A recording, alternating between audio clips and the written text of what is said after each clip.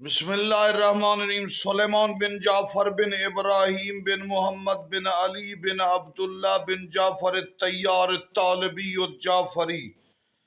سلیمان بن جعفر امام رضا کے راویوں میں سے تھے، امام کے ساتھی، اور ان کے والد جعفر جو تھے وہ امام صادق علیہ السلام، امام کاظم علیہ السلام کے ساتھی تھے۔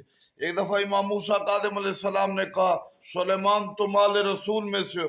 فرمایا جی ہاں۔ پھر مولا نے کہا تمہیں علی کی دوہری فرزندی کا شرف حاصل ہے؟ سلیمان نے کہا جی ہاں۔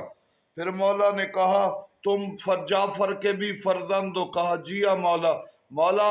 پھر مولا موسیٰ کاظم نے کہا اگر تم امامت کے قائل نہ ہوتے تو تمہیں رشتہ داری کوئی فائدہ نہ دیتی، لہذا آل رسول کو ماننے والوں پر بھی ولایت واجب ہے کہ محبت اہل بیت رکھے۔ جب آفتاب امام زمانہ آئیں گے تو ولایت کی بہار ہوگی۔